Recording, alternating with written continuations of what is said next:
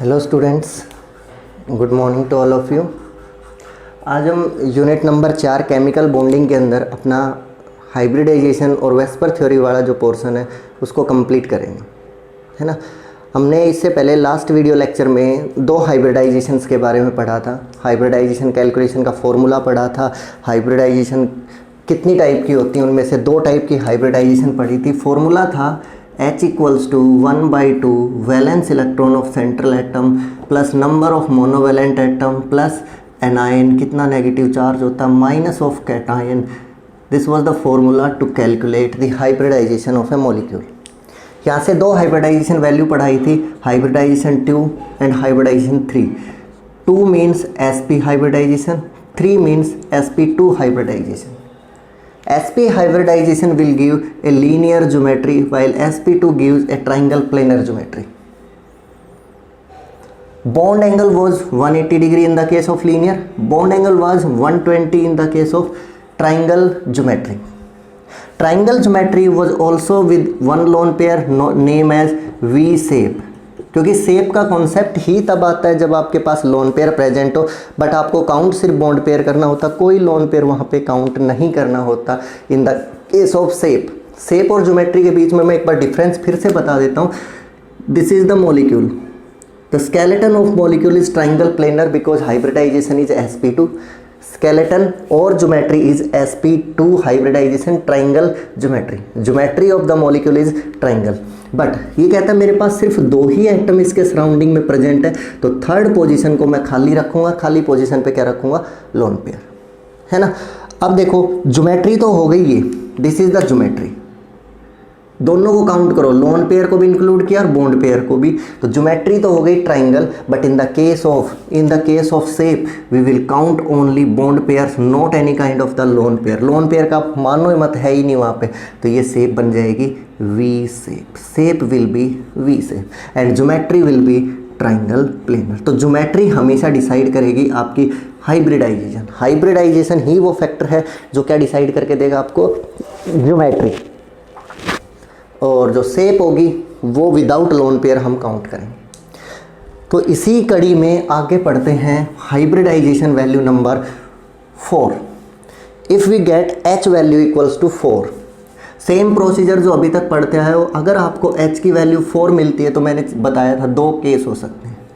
क्या क्या, एक तो फॉर्मूला मिलना चाहिए मुझे AB4, क्लियर। दूसरा यहाँ पे एक 4 ऑर्बिटल्स यूज करोगे, एक s का, एक p का, फिर p का, फिर p का, टोटल कितने हो गए, 4।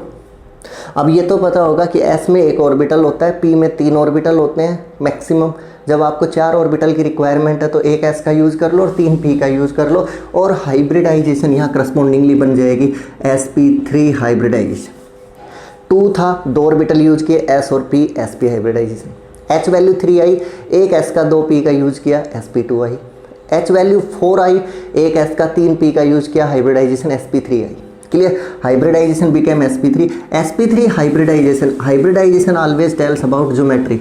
Geometry will be tetrahedral, geometry will be tetrahedral. This is the formula AB4। A के सराउंडिंग में टोटल 4 बॉन्ड बनाए, और ध्यान देना मैंने एक बॉन्ड शॉर्ट रखा है, this is the short bond and this is the long bond and this is the in the plane bond. मतलब ये दोनों बॉन्ड नॉर्मल लेंथ के हैं, ये लॉन्गर बॉन्ड दिख रहा है और ये शॉर्टर बॉन्ड दिख रहा है, and bond angle hair, this bond angle is approximate 109 degree. This bond angle is approximately 109 degree. तो ये सारी चीज़ें एक बार टेट्राहेड्रल ज्योमेट्री के बारे में चेक कर लीजिए। If the h value equals to 4, then formula should be AB4, and secondary thing is that hybridization must be sp3. If sp3 hybridization is there, geometry will be tetrahedral. This geometry will form 1 2 3 4, total 4 bond बनेंगे, है ना। जैसे for example we have molecule CH4, अब CH4 molecule के बारे में देखते हैं। हाइब्रिडाइजेशन कैलकुलेट करी 1/2, carbon is the central atom, central atom generally वो होता है जो एक होता है, और एक से ज़्यादा होते हैं वो जनरली सराउंडिंग एटम्स रखे जाते हैं। तो ये कार्बन है, कार्बन की वैलेंसी 4 होती है। नहीं भी आता तो कार्बन का एटॉमिक नंबर लिखिए 6। पहली सेल में आप मैक्सिमम 2 रख सकते हो, तो दूसरी में कितने चले जाएंगे 4। पहली सेल में मैक्सिमम 2 इलेक्ट्रॉन आ सकते थे, तो बचे 4 इलेक्ट्रॉन। नेक्स्ट सेल में और सबसे बाहर वाली सेल में कितने इलेक्ट्रॉन 4, तो इसकी वैलेंसी कितनी हो गई 4। नेक्स्ट मोनोवेलेंट एटम्स, अगला फॉर्मूले में क्या होता है, कॉपी में देखो फॉर्मूला। मोनोवेलेंट एटम, मोनोवेलेंट कौन होता है, hydrogen, hydroxide, chlorine, bromine, iodine, fluorine, these are the monovalent. और इन्हीं में से एक एटम कौन सा दे रखा है इसने, हाइड्रोजन। कितने हाइड्रोजन 4, कोई नेगेटिव नहीं कोई पॉजिटिव नहीं, आंसर आ गया 4। 4 का मतलब 2 हो गए। 4 से एक तो sp3 हाइब्रिडाइजेशन, कैसे 3 p का और 1 s का टोटल मिला के 4 बनता है, that's why sp3 hybridization. Formula required is ab4 and if the geometry is sp3 hybridization is sp3, then geometry will be tetrahedral. Geometry will be tetrahedral. If hybridization is sp3, geometry will be tetrahedral. ab4 देख लेते हैं formula, ch4 है, a 1 और b 4 है, ch4 कितना lone pair बचा, कितने lone pair बचे यहाँ पे 0। कैसे पता चला, यहाँ देखो इसके फॉर्मूले में एक सेंट्रल एटम चाहिए और साइड में 4 एटम चाहिए, एक सेंट्रल एटम और साइड में 4 एटम्स हैं मेरे पास, तो दैट्स मीन आपका लोन पेयर कितना बचा 0, दोनों को माइनस करने। ज्योमेट्री टेट्राहेड्रल, और शेप का यहाँ कोई कॉन्सेप्ट नहीं होगा क्योंकि कोई लोन पेयर ही नहीं है।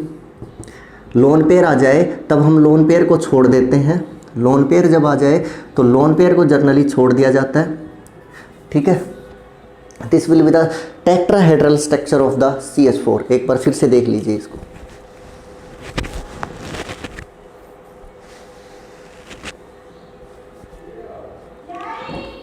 है ना। तो यहाँ पे कितना स्ट्रक्चर हो गया CH4। आप इसी तरीके से खुद ट्राई कर सकते हैं, इसी ग्रुप का SiH4 वैलेंस इलेक्ट्रॉन इसके भी 4 होते हैं, इसके वैलेंस इलेक्ट्रॉन भी कितने होते हैं 4। SiH4 को ट्राई कर सकते हो, इसका ज्योमेट्री, इसकी हाइब्रिडाइजेशन sp3 आनी चाहिए और ज्योमेट्री आनी चाहिए टेट्राहेड्रल, क्योंकि लोन पेयर कितना है 0। क्लियर है जी, सबको क्लियर है ये वाली पहली ये हाइब्रिडाइजेशन, ओके। तो इस हाइब्रिडाइजेशन के बाद हम चलते हैं किसकी तरफ, नेक्स्ट इसी में कि अगर मेरे पास H की वैल्यू 4 आ जाती है, H की वैल्यू मेरे पास 4 है और इसका मतलब है मेरे पास हाइब्रिडाइजेशन sp3 होनी चाहिए, ठीक है।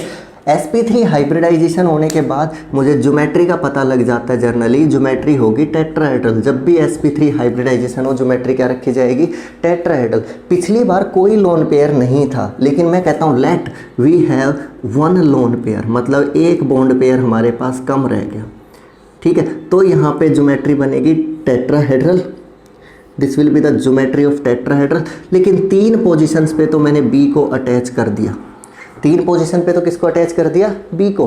बची पोजीशन 1, उस पोजीशन पे किसको रखेंगे लोन पेयर को, क्योंकि मेरे पास सराउंडिंग में एटम ही 3 है ना। अरे केस समझ रहे हो ना, ये टेट्राहेड्रल था जहाँ कोई लोन पेयर नहीं था, लेकिन मान लो गलती से एक लोन पेयर आ जाए तो आप ये स्ट्रक्चर बनाओगे, ज्योमेट्री तो टेट्राहेड्रल लगेगी। अब शेप देखो, शेप में कभी भी शेप जो होगा उसमें ओनली क्या रखा जाएगा बॉन्ड पेयर, उसमें ओनली क्या रखा जाएगा bond pair, no lone pair, उसमें सिर्फ और सिर्फ क्या रखे जाएंगे बॉन्ड पेयर। तो this will be the shape, आप इसको काउंट कर लीजिए, this will be your shape. इसको भूल जाइए, इसको भूलने के बाद जो नीचे शेप बची उसका नाम रखेंगे। इसका नाम जनरली एक क्या रखा जाएगा ट्राइंगल पिरामिडल।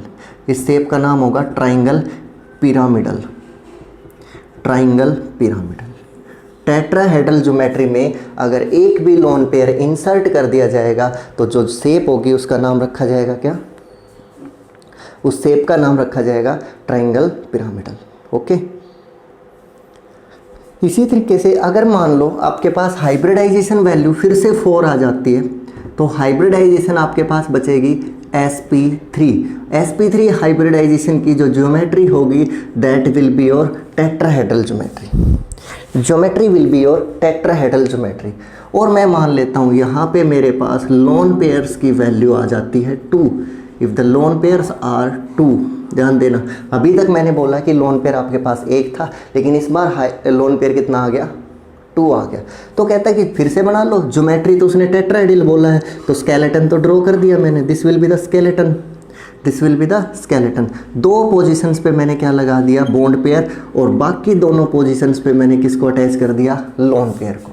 क्लियर है। शेप लिखते टाइम इस बात को भूल जाओ कि तुम्हारे पास कोई लोन पेयर भी है, यानी शेप लिखते टाइम मैं इसको भूल जाता हूँ कि बस ये याद रखता हूँ मेरे पास 2 बी अटैच है, ऊपर कोई लोन पेयर नहीं है, तो इस शेप को जनरली वी शेप ही बोला जाएगा, लेकिन वी हम पहले यूज कर चुके, दैट्स वाई शेप का नाम रखा जाएगा बेंट शेप, है ना।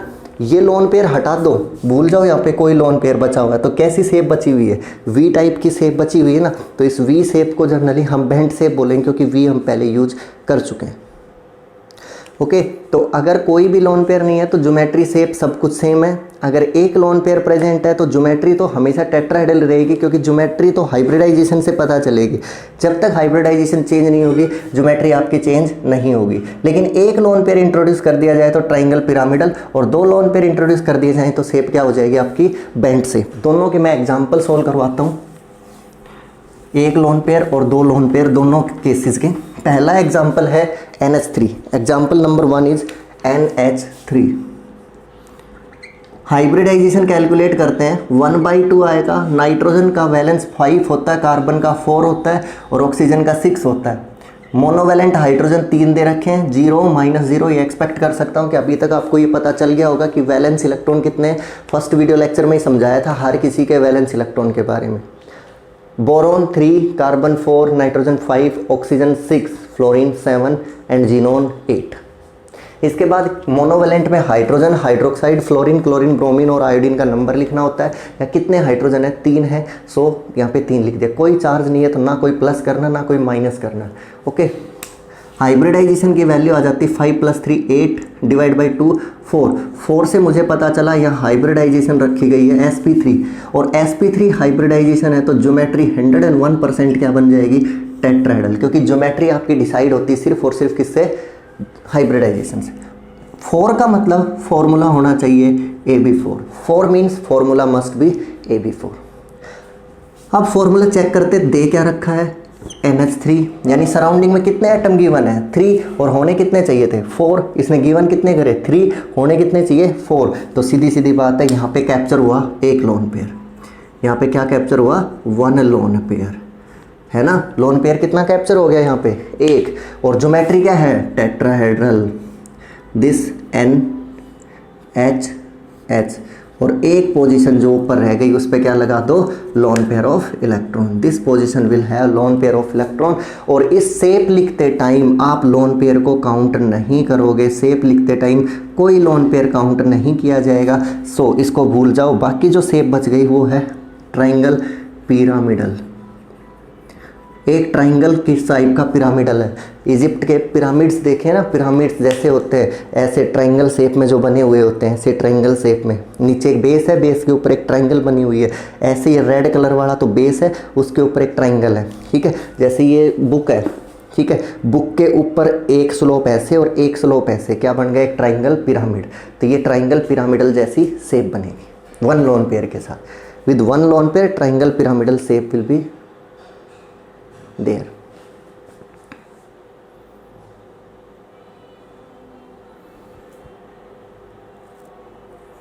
ओके, नेक्स्ट एग्जांपल मैं लिखता हूं यहाँ पे, that is H2O water molecule. बहुत फेवरेट है ना, बहुत कॉमन मॉलिक्यूल है वाटर मॉलिक्यूल। ट्राई करिए H वैल्यू कैलकुलेट करने की, खुद से ट्राई करना है इसको H वैल्यू कैलकुलेट करने की।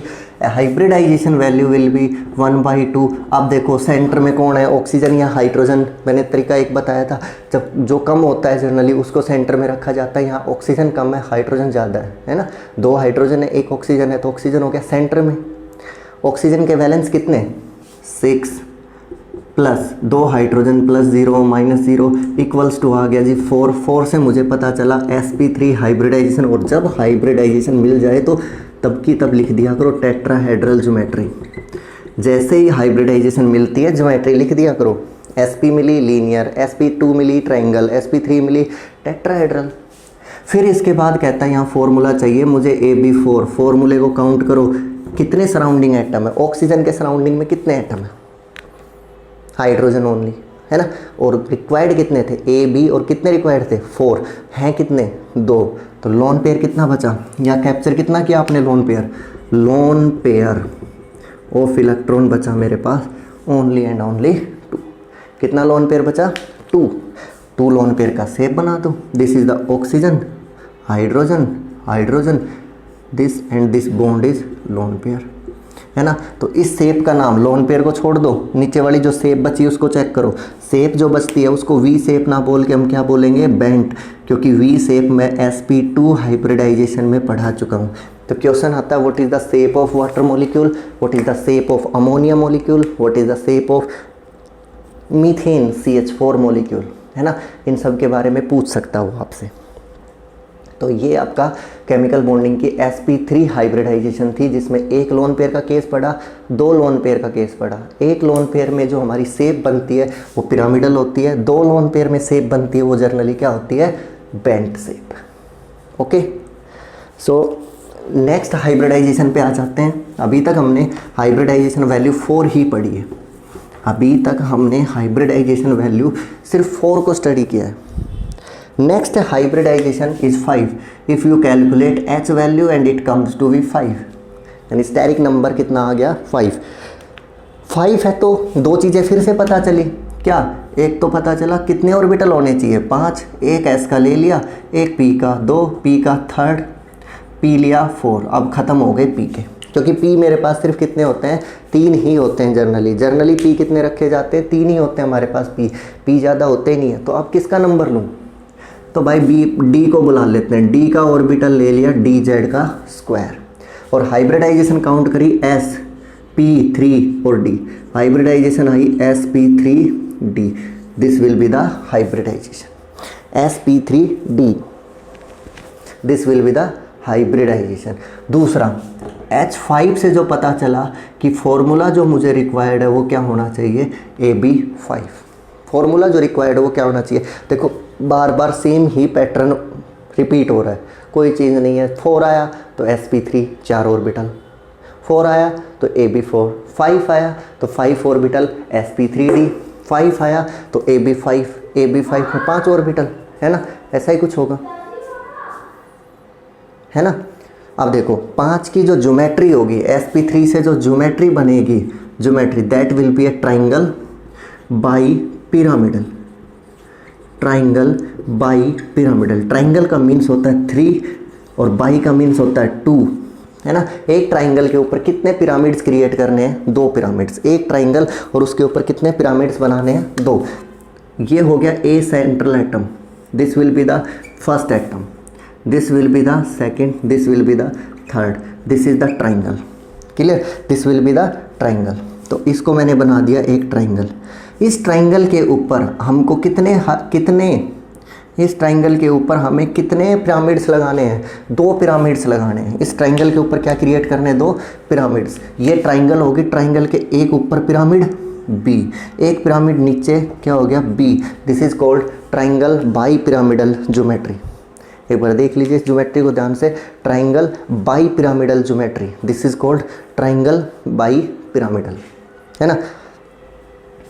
H वैल्यू 5 आ जाए, sp3d हाइब्रिडाइजेशन हो, ज्योमेट्री का नाम रखा जाएगा triangle bi pyramidal, triangle bi pyramidal. और जो स्ट्रक्चर होगा उसका नाम भी क्या है, ट्राइंगल बाई पिरामिडल। एक ट्राइंगल बनाइए, फर्स्ट सेकंड थर्ड, एक ट्राइंगल, एक ऊपर बॉन्ड लगा दिया एक ट्राइंगल के नीचे, टोटल कितने बॉन्ड हो गए 5 बॉन्ड, है ना। तो 5 बॉन्ड से क्या बनेगी, ट्राइंगल बाई पिरामिडल। एग्जाम्पल देखिए PCl5, example is PCl5। Hybridisation निकालते हैं, फॉस्फोरस नाइट्रोजन फैमिली से बिलोंग करता है, 5 इसके वैलेंस इलेक्ट्रॉन हो गए। क्लोरीन मोनोवेलेंट होता है, 100 इसके 5 और जोड़ दिए वैलेंस, +0 -0, कितना आंसर आया 5 से मुझे पता चला 5 ऑर्बिटल है, एक S का 3 P का एक D का, एक S का 3 P का और एक D का, है ना। sp3d hybridization. After this hybridization 5 means AB5, 5 means AB5 and this hybridization, जब हाइब्रिडाइजेशन पता चल जाती है ज्योमेट्री लिखते हैं सबसे पहले, जब भी हाइब्रिडाइजेशन पता चल जाए सबसे पहले क्या लिखेंगे, ज्योमेट्री। तो यहाँ ज्योमेट्री जो बच गई that geometry will be triangle bi pyramidal. तो geometry will be triangle by pyramidal, जब भी हाइब्रिडाइजेशन पता चल जाए ज्योमेट्री लिखनी होती सबसे पहले। AB5 है, AB5 कंपेयर करके देख लेते हैं। PCl5 5 सराउंडिंग चाहिए, 5 सराउंडिंग है तो 101% there will be the zero lone pair, zero lone pair. Structure बना दो, this will be the triangle, this will be the triangle and this will be its pyramid, second pyramid. तो triangle bi pyramidal. तो मैंने ये तो red colour से दिखा दिया ट्राइंगल को, और दोनों एटम ऊपर और नीचे क्या बच गया इसका, पिरामिड्स। तो कितने पिरामिड्स हो गए, 2। There are 2 pyramids, there are 2 pyramids over the triangle of the PCl। Phosphorus बीच में 3 क्लोरीन से एक ट्राइंगल बनी, एक ऊपर की साइड और एक नीचे की साइड, इस पे क्या बना दिए, पिरामिड्स। तो इस ज्योमेट्री का नाम रखा जाता है ट्राइंगल पिरामिडल। और ये ज्योमेट्री जनरली तब ऑब्जर्व की जाएगी जब आपका हाइब्रिडाइजेशन sp3d होगा। हाइब्रिडाइजेशन निकालने का फॉर्मूला मैंने पढ़ाया था, valence electron of the central atom plus monovalent atom. Plus में 0 क्यों रखा, क्योंकि कोई चार्ज नहीं है। -0 किया क्योंकि कोई प्लस का चार्ज नहीं है उसके ऊपर। क्लियर। तो इस तरीके से हाइब्रिडाइजेशन कैलकुलेट करते हैं और उसके बाद शेप, स्ट्रक्चर और ज्योमेट्री। अब मैं इस ज्योमेट्री के बारे में 1-2 वैल्यूज़ और डिटेल में लेता हूँ कि हमारे पास जो ज्योमेट्री बनी है इसको बोला जाता है triangle bi pyramidal. Triangle bi pyramidal ये कहता है कि this is the triangle, this is your triangle. Triangle के ऊपर 2 पिरामिड्स को अटैच किया जाता है। ट्राइंगल के ऊपर कितने पिरामिड्स लगाए जाते हैं, 2। This is the first pyramid and this is the second pyramid. और ये कहता है कि ऐसा भी ऑब्जर्व किया जाता है इस ज्योमेट्री में 2 टाइप के बॉन्ड्स होते हैं। इस ज्योमेट्री में जनरली 2 टाइप के बॉन्ड्स माने जाते हैं। ऐसा बोलता है कि in TBP geometry there are 2 type of bonds. आज तक हमने नहीं पढ़ा कि एक ही ज्योमेट्री के अंदर 2-2 टाइप के बॉन्ड हो। ऐसा कभी नहीं कहा मैंने टेट्राहेड्रल में कि एक एक्सियल है, एक इक्वेटोरियल है। भाई 2 अलग अलग टाइप के बॉन्ड। हाँ, TBP geometry have 2 kind of bonds. In TBP geometry there are 2 kind of bond, 2 kind of bonds। कितनी टाइप के बॉन्ड्स होते हैं, 2 टाइप के। टोटल ये कहता है कि हमारे पास TBP ज्योमेट्री में 2 टाइप के बॉन्ड पाए जाते हैं। अब 2 टाइप के कौन कौन से बॉन्ड होते हैं, जनरली ये कहता है जो रेड कलर में मैंने लिखे हुए 2 बॉन्ड्स वो होते हैं एक्सियल, 2 एक्सियल बॉन्ड्स। 2 बॉन्ड्स को जनरली क्या बोलता है, एक्सियल। इन दोनों बॉन्ड्स का नाम क्या रखा जाता है, axial bonds. This 2 bonds are your axial bonds. इन दोनों बॉन्ड्स का नाम क्या रखा गया है, axial bonds. These are the axial bond जो कि जनरली एक्सिस कहलाएंगे, है ना। अगर मैं मान लो यहाँ पे एक अर्थ बना दूँ, अर्थ बना दी, ठीक है। अर्थ की ये एक्सिस ऑफ स्पिनिंग है, इस एक्सिस के अलोंग अर्थ घूमती है जिससे आपको डे और नाइट मिलते हैं। ऐसे घूमती है ना अर्थ ऐसे रोटेट कर रही है, यानी इस एक्सिस के अराउंड रोटेट कर रही है जिससे हमें क्या मिलता है, डे और नाइट मिलते हैं। सो इन दोनों बॉन्ड्स को हम जनरली क्या रखते हैं, एक्सियल बॉन्ड्स। और बचे हुए तीनों बॉन्ड्स को 3 इक्वेटोरियल बॉन्ड्स। बचे हुए तीनों बॉन्ड्स को हम जनरली किस नाम से दिखाते हैं, इक्वेटोरियल बॉन्ड। यानी ये पोजीशन जो बच गई अर्थ की, ये दोनों पोजीशन जिनको मैं डार्क कर रहा हूँ, ये दोनों पोजीशन पे ध्यान दो। These are the equators, these are the equators of earth, these are the equators of earth. तो कहता है TBP ज्योमेट्री में जनरली 2 टाइप के बॉन्ड पाए जाते हैं। कौन कौन से, एक्सियल बॉन्ड और इक्वेटोरियल बॉन्ड। TBP ज्योमेट्री में कितने टाइप के बॉन्ड्स पाए जाते हैं, 2 टाइप के, axial, these are the 2 axial bonds, और बचे हुए 3 क्या होंगे, इक्वेटोरियल। क्लियर है बात। बॉन्ड कितने टाइप के होंगे यहाँ, 2, है ना। और कैसे पहचानोगे, ये कहता है axial bonds are longer, axial bonds are longer than equatorial. Axial bonds हमेशा किससे लंबे होंगे, इक्वेटोरियल। थोड़ी सी बॉन्ड लेंथ किन की ज़्यादा मिलेगी, एक्सियल बॉन्ड्स की बॉन्ड लेंथ थोड़ी सी ज़्यादा मिलेगी किससे, इक्वेटोरियल बॉन्ड से। ध्यान देना भाई, इस बात पे ज़रूर ध्यान देना कि एक्सियल बॉन्ड से ज़्यादा बॉन्ड लेंथ किसकी मिलेगी, इक्वेटोरियल बॉन्ड्स की। Axial bonds are longer than the equatorial bond, और स्लाइटली लॉन्गर ही होते हैं एक्सियल बॉन्ड। जो ऐसे एक्सिस के अलोंग है, ये जो ऊपर वाले दो बॉन्ड दिखाई दे रहे हैं ऐसे वाले, these bonds are known as axial bonds and these three bonds are known as equatorial. Axial, equatorial, these are two axial and these three bonds are equatorial. And longer कौन से होंगे? Axial bonds are longer than the equatorial bonds. Clear? अब यहाँ पे इसी axial और equatorial से related एक रूल होता है जिसको बोला जाता है बेंट रूल। जिसको क्या बोला जाता है जनरली? Bent rule. ये बेंट रूल क्या कहता है? According to the bent rule there are 2 points. According to the bent rule, more electronegative elements, more electronegative elements, और इलेक्ट्रोनेगेटिव एलिमेंट्स के बारे में मैंने बोला था वो एलिमेंट्स, वो एटम्स जो इलेक्ट्रॉन विड्रॉ करने की टेंडेंसी रखते हैं। मोर इलेक्ट्रोनेगेटिव एटम्स, एटम्स के बारे में बात कर लेते हैं। ये कहता है जितना ज़्यादा इलेक्ट्रोनेगेटिव एलिमेंट होगा, यानी जिसकी इलेक्ट्रॉन खींचने की पावर ज़्यादा होगी, वो एक्सियल पोजीशन पे आएगा। More electronegative atom will occupy axial position, while जबकि lone pair will go to equatorial position. ध्यान देना जी इस बात पे। एक स्टेटमेंट लिखी है इसने, एक्सियल और इक्वेटोरियल बॉन्ड के बारे में पढ़ो इसको। ये कहता है कि जितना ज़्यादा इलेक्ट्रोनेगेटिव एलिमेंट होगा एक्सियल पोजीशन पे आने की कोशिश करेगा। अब अगर ये भी नहीं पता कि इलेक्ट्रोनेगेटिव कौन होता है, तो वो एटम जो इलेक्ट्रॉन विड्रॉ करने की टेंडेंसी रखते हैं उन्हें जनरली हम इलेक्ट्रोनेगेटिव बोलते हैं। तो इलेक्ट्रोनेगेटिव के बारे में सबसे ज़्यादा इलेक्ट्रोनेगेटिव होता है फ्लोरीन पूरी पीरियोडिक टेबल में, फिर ऑक्सीजन, फिर नाइट्रोजन, फिर chlorine, bromine, iodine, hydrogen, carbon, फिर किसका नंबर आता बेचारे? हाइड्रोजन का। ये सीरीज़ बार बार लिख चुका, 2-3 बार लिख चुका हूँ मैं ये सीरीज़। ठीक है, कि सबसे ज़्यादा इलेक्ट्रोनेगेटिव एलिमेंट एक्सियल पोजीशंस को ऑक्यूपाई करेगा और कम इलेक्ट्रोनेगेटिव एलिमेंट इक्वेटोरियल पोजीशंस को ऑक्यूपाई करेगा। इस बात को ध्यान देना। और इक्वेटोरियल पोजीशन पे एक और आ सकता है, कौन आ सकता है? Loan pair. लोन पेयर अगर आपके पास प्रेजेंट है तो वो कहाँ जाएगा? इक्वेटोरियल पोजीशन पे। एक्सियल पोजीशन पे इलेक्ट्रोनेगेटिव जाएगा और कम इलेक्ट्रोनेगेटिव हुआ तो इक्वेटोरियल पे आ जाएगा। और अगर कम इलेक्ट्रोनेगेटिव की बजाय आपके पास लोन पेयर प्रेजेंट है तो लोन पेयर पहले इक्वेटोरियल पोजीशन पे ही आएगा।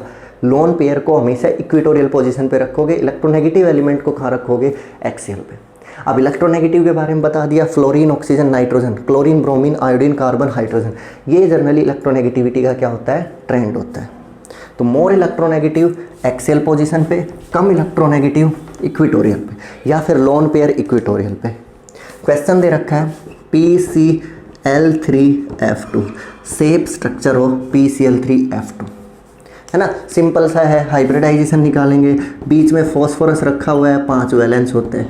Monovalent, chlorine is monovalent, fluorine is monovalent, 3 chlorine 2 fluorine, total 5, +0 -0 hybridisation आ गई ना, वैल्यू आ गई 5।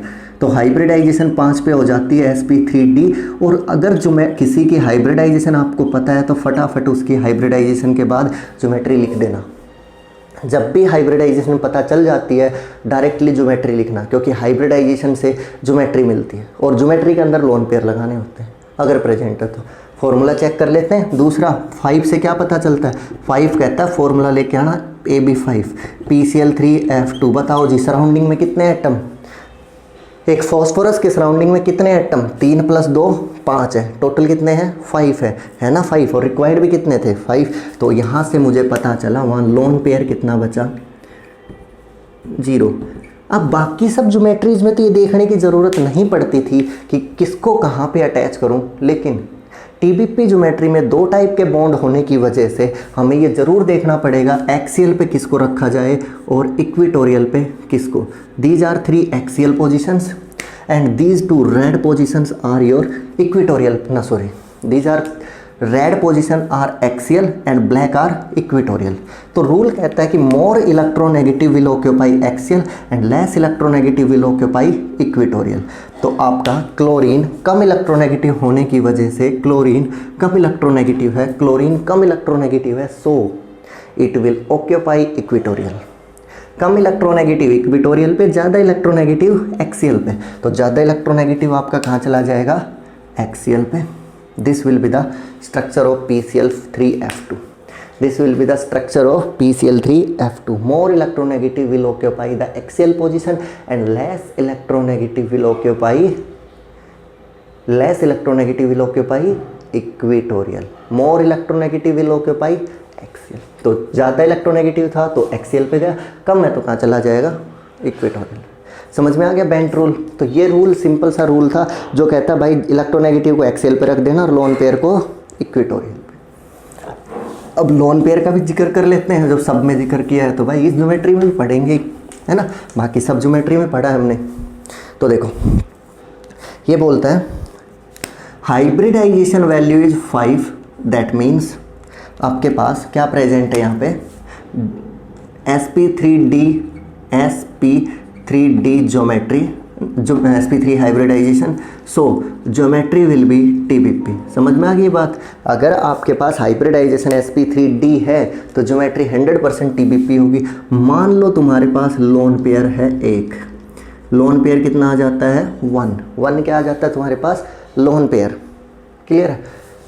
इसी तरीके से अगर तुम्हारे पास हाइब्रिडाइजेशन की वैल्यू है 5 हाइब्रिडाइजेशन में आपके पास H की हाइब्रिडाइजेशन आएगी sp3d, और जब हाइब्रिडाइजेशन पता चल जाए तो ज्योमेट्री लिख देना उसके अकॉर्डिंग। जैसे sp3 होती तो टेट्राहेड्रल, sp3 के बाद d आ गया तो tbp, ठीक है। लोन पेयर, इस बार लोन पेयर मान के चलता हूँ मैं 2 तुम्हारे पास। कंडीशन नंबर 3, H की वैल्यू रख दी मैंने 5, और जब H की वैल्यू 5 होगी तो हाइब्रिडाइजेशन बनेगी sp3d, geometry will be tbp। जब हाइब्रिडाइजेशन पता चल जाए तो ज्योमेट्री लिख देना, ठीक है। लोन पेयर इस बार रखे 3, सभी की ज्योमेट्री tbp है, सो A को सेंट्रल एटम मान के मैंने tbp क्रिएट कर दी। These are the equatorial and these 2 are axial bonds.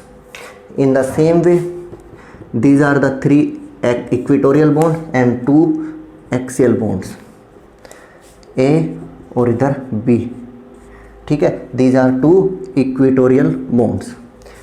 अब बात आती है लोन पेयर को कहाँ रखेंगे। कॉपी खोल के बेंट रूल को देखो, कॉपी खोल के बेंट रूल को देखो भाई, जल्दी से बेंट रूल को देखो। बेंट रूल बोलता था कि लोन पेयर जाएगा इक्वेटोरियल पोजीशंस पे, तो एक लोन पेयर है, इस लोन पेयर को रख दिया इस पोजीशन पे, बॉन्ड पेयर्स को यहाँ पे, बॉन्ड पेयर्स को यहाँ पे। लोन पेयर जाएगा इक्वेटोरियल पे, 2 लोन पेयर हैं, दोनों पोजीशन पे रख दिया। बाकी बची हुई 3 पोजीशंस पे आपने किसको रख दिया, बॉन्ड्स को। लोन पेयर जाएगा इक्वेटोरियल पे, 3 आपके पास लोन पेयर हैं, 3 आपके पास इक्वेटोरियल पोजीशंस हैं, तीनों पे आपने रख दिया और इन दोनों पे रख दिया इसको। अब बात करते हैं शेप क्या होगी। अब बात करते हैं what will be the shape of the molecule, what will be the shape of molecule. Shape of molecule लिखते टाइम कभी भी आप लोन पेयर को काउंट नहीं करोगे। इसका लोन पेयर अगर मैंने हटा दिया, मान लो यहाँ गलती से इसका लोन पेयर हटा दिया, तो ये शेप बची। इस शेप को हम जनरली कोऑर्डिनेशन नंबर 4 है, यानी कितने एटम अटैच है 1 2 3 4। ये टेट्राहेड्रल की तरह दिखाई देती है बट एग्जैक्टली टेट्राहेड्रल नहीं है। इसके अंदर 4 एटम अटैच है एक के साइड में, और 4 एटम जब अटैच थे तो याद करो कॉपी खोल के sp3 था हुआ, sp3 में 4 एटम अटैच होते थे साइड में, टेट्राहेड्रल सेम था। लेकिन इसको एग्जैक्ट टेट्राहेड्रल नहीं बोल सकते, इसकी शेप को बोलेंगे इररेगुलर टेट्राहेड्रल। एग्जैक्ट टेट्राहेड्रल ना बोल के क्या बोलोगे, इररेगुलर टेट्राहेड्रल, है ना। फिर इसके बाद यहाँ के दोनों लोन पेयर हटा के इसकी शेप रखी जाएगी। इस शेप का नाम होगा T shape. This shape will be known as T shape. यहाँ लोन पेयर हटा दो, लोन पेयर हटाने के बाद शेप देखी जाती, लोन पेयर तो हटा दिए, ये शेप कैसी बच गई आपकी, लीनियर शेप। और अगर इसके तीनों लोन पेयर हटा दिए जाएं तो शेप बचेगी, क्लियर सा दिख रहा है, एक लीनियर सी शेप है, सीधी सी शेप है, that's why this shape is linear shape. Clear. तो यानी अगर आपके पास एक लोन पेयर था उसको भी हटा दिया यहाँ से तो एक इरेगुलर टेट्राहेड्रल सी शेप बचेगी। अगर दो लोन पेयर थे दोनों को हटा दिया तो टी शेप बचती है, और तीनों लोन पेयर हटा दिया तो कैसी शेप बचेगी, लीनियर। याद रखने का भी एक मेथड बता देता हूँ, तीनों को याद रखने का फॉर्मूला है ITLI, इटली। फॉर्मूला क्या है, इटली, ITLI। आई का मतलब है एक लोन पेयर और ये शेप आएगी 2 लोन पेयर पे, ये शेप आएगी 3 लोन पेयर्स पे। क्लियर? 1 लोन पेयर पे आई, 2 पे टी और 3 पे एल आई। आई का मतलब समझ ही गए, इर्रेगुलर टेट्राहेड्रल। टी का मीनिंग होगा टी शेप, और एल आई का मतलब तुम खुद समझते हो कैसी शेप, लीनियर शेप, है ना। I T L I, Italy, Italy का आई मतलब इरेगुलर टेट्राहेड्रल, टी मतलब टी शेप और एल आई मतलब लीनियर शेप। एक बार ध्यान से देख लो इनको लोन पेयर वाली शेप्स को, है ना। फिर इसके बाद आगे का सोल्व करते हैं। एग्जाम्पल करवाता हूँ मैं अब इसको देख लो, इसके बाद हम इसके लोन पे इसके उसको डिस्कस करते हैं। एग्जाम्पल, तीनों के एग्जाम्पल करवाता हूँ, 1 लोन पेयर का, 2 लोन पेयर का, 3 लोन पेयर का, 1 पे इरेगुलर टेट्राहेड्रल, 2 पे टी शेप और 3 पे लीनियर।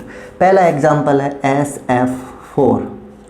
SF4 में हाइब्रिडाइजेशन जब तुमने कैलकुलेट करी तो सल्फर ऑक्सीजन फैमिली से बिलोंग करता है, 6 वैलेंस इलेक्ट्रॉन होंगे, है ना। सबके लिखवाए हुए एक एक के वैलेंस इलेक्ट्रॉन, प्लस में 4 मोनोवैलेंट, +0 -0 और आंसर आ गया कितना 5। 6 और 4 10 डिवाइड बाई 2 5। 5 से एक तो बात पता चली, हाइब्रिडाइजेशन 5 ऑर्बिटल्स की होगी, 1 s का, 3 p का और 1 d का, टोटल बन गया 5 sp3d। अब मुझे बताओ या फॉर्मूला रिक्वायर्ड जो है, what will be the required formula, what will be the required formula. Required formula होगा AB5। और जब तुम्हें किसी की हाइब्रिडाइजेशन मिल जाए तो ज्योमेट्री बता सकते हो तुम, कितनी बन गई TBP। अब फॉर्मूला उसने दे रखा है SF4। फॉर्मूले में सराउंडिंग एटम 4 हैं, रिक्वायर्ड मेरे पास 5 थे। फिर से मुझे यहाँ पता चल गया कि लोन पेयर कितना है, 1। पता चल गया लोन पेयर कितना है, 1 है। और अगर 1 लोन पेयर है तो ज्योमेट्री तो TBP बना रहा था, तो बना के देख लो एक बार TBP। This will be the TBP। और इन दोनों बॉन्ड्स को बोलेंगे एक्सियल बॉन्ड्स, इन 3 बचे हुए बॉन्ड्स को बोलेंगे इक्विटोरियल। और लोन पेयर तो भाई इक्विटोरियल पे ही जाएगा, क्योंकि TBP ज्योमेट्री ने यही बोला था, बेंट रूल ने यही बोला था कि इक्विटोरियल पोजीशन पे किसको रखना, लोन पेयर को। This is fluorine first, fluorine second, fluorine third, fluorine fourth. और शेप का नाम, शेप लिखते टाइम भूल जाओ तुम्हारे पास लोन पेयर भी है ना। शेप लिखते टाइम क्या भूल जाओ, लोन पेयर भी है। तो ये शेप बच गई इर्रेगुलर टेट्राहेड्रल। 4 एटम है, सो इसको टेट्राहेड्रल बोल रहा हूँ, 4 एटम है इसलिए टेट्राहेड्रल बोला। और इसके बाद लोन पेयर है, सो वर्ड लगा दिया इर्रेगुलर। क्लियर? सही है फॉर्मूला। सबसे पहले कि निकालोगे हाइब्रिडाइजेशन, 5 से पता चला sp3d है, और 5 से पता चला AB5 है। AB5 है तो 5 सराउंडिंग तो है ही नहीं, सराउंडिंग एटम कितने हैं, 4। तो एक क्या रखोगे, लोन पेयर। तो एक इक्विटोरियल पोजीशन, 1 2 3 में से किसी भी एक पोजीशन पे क्या रख दो, लोन पेयर। अगला फॉर्मूला जो मैं बता रहा हूँ यहाँ पे ClF3। तो ClF3 का H वैल्यू जो होगी वो होगी 1/2, क्लोरीन के सेंट्रल एटम 7 और तीनों फ्लोरीन मोनोवैलेंट, +0 -0, आंसर कितना आया 5। 7 और 3 10 डिवाइड बाई 2 5। या 5 से पता चला sp3d ज्योमेट्री हाइब्रिडाइजेशन होगी। और जब किसी की हाइब्रिडाइजेशन मिल जाए तो लोन ज्योमेट्री लिखना, ज्योमेट्री पता चलेगी कितनी, TBP, है ना। और 5 से तुम्हें मैंने बता रखा फॉर्मूला रिक्वायर्ड क्या होगा, AB5। लेकिन फॉर्मूला क्या दे रखा वो और लिखो, ClF3। 5 रिक्वायर्ड थे, सराउंडिंग हैं कितने, 3। तो सीधी बात है यहाँ पे लोन पेयर बन गया कुछ ना कुछ भाई। रिक्वायर्ड 5 थे साइड में और हैं कितने, 3। तो लोन पेयर कितना हो गया, 2। This is the Cl, this is the triangle, this is the pyramidal. और दोनों पोजीशन कौन सी, दोनों पोजीशन इक्विटोरियल, 1 2 3 इक्विटोरियल, 1 2 क्या होंगी एक्सियल। तो F और F बचे लोन पेयर, बचे 2 क्या, लोन पेयर। दोनों पोजीशन पे इक्विटोरियल पे क्या लगा दिया, लोन पेयर। अब कोई मुझे शेप बताएगा, जो 2 लोन पेयर की शेप मैंने लिखी थी क्या शेप होती है, दोनों लोन पेयर को हटा दो, एक लेटर T के जैसी शेप बन रही है। इंग्लिश का लेटर कौन सा, T लेटर। तो इस शेप का नाम होगा T shape. This shape is T shape. This is the lone pair, this is the lone pair. और इन दोनों की शेप का नाम क्या रखा जाएगा, T shape. Shape is T shape, है ना। एक लेटर T की जैसी शेप बन रही है, लोन पेयर हटाने के बाद, लोन पेयर ना हो तो लेटर T के जैसी शेप है, तो इस शेप का नाम क्या रखा जाएगा, T shape. Last and final example is XeF2. Last example is XeF2. Xenon के वैलेंस मैंने एक बार 8 बताए थे, लिखवाया भी था। नोबल गैसेस के 8 वैलेंस होते हैं, दोनों फ्लोरीन मोनोवैलेंट है। सो आंसर आ गया 5 आंसर से बार बार रिपीट कर रहा हूँ। सेम बनेगा sp3d और सेम बनेगा ab5। sp3d जब ज्योमेट्री पता है तो हाइब्रिडाइजेशन पता है तो ज्योमेट्री तो लिख ही दिया करो tbp। फॉर्मूला क्या दे रखा है XeF2। सराउंडिंग में है कितने 2, रिक्वायर्ड कितने थे 5, हैं कितने 2, रिक्वायर्ड कितने थे 5। तो यहाँ पे लिखो लोन पेयर, कितना लोन पेयर बचा 3। समझ में आ रहा है कि भाई मुझे तो रिक्वायर्ड तो 5 एटम थे, दे कितने रखे हैं उसने 3 ही दे रखे हैं। तो है कितना लिखोगे, क्या लिखोगे लोन पेयर 3 दे दिए। ये हो गया जीनोन। जीनोन के ऊपर ये बन गई ट्राइंगल, जीनोन की ये बन गई ट्राइंगल और ये इसके 2 पिरामिड। तो ये दोनों एक्सियल और ये तीनों इक्विटोरियल, और लोन पेयर जाएगा इक्विटोरियल पोजीशंस पे, और जो फ्लोरीन होंगे वो कहाँ जाएंगे एक्सियल। क्लियर है, एक्सियल पे कौन जाएंगे फ्लोरीन। और इस शेप का नाम जो बच गया, शेप लिखवाई थी ITLI में इटली में, लीनियर शेप क्या बचेगी लीनियर। तो ये तीनों एग्जाम्पल है lone pair 1, lone pair 2, lone pair 3 के साथ। एग्जाम्पल है लोन पेयर 1, लोन पेयर 2 और लोन पेयर 3 के साथ। या इरेगुलर टेट्राहेड्रल, यहाँ पे टी शेप और यहाँ पे कैसी शेप होगी आपकी लीनियर शेप होगी। ओके, तो आपको आज sp3 हाइब्रिडाइजेशन और sp3d हाइब्रिडाइजेशन करनी है। कल हमारे पास सिर्फ 2 बचे हैं, वो करेंगे कंप्लीट। कौन कौन सी, ऑक्टाहेड्रल ज्योमेट्री और पेंटागोनल बाइपिरामिडल। उसके बाद 2 टॉपिक और बचेंगे, फिर अपनी यूनिट कंप्लीट। क्लियर है, तो आपको ये पढ़ना है पूरा portion. Okay, thank you. That's all for today.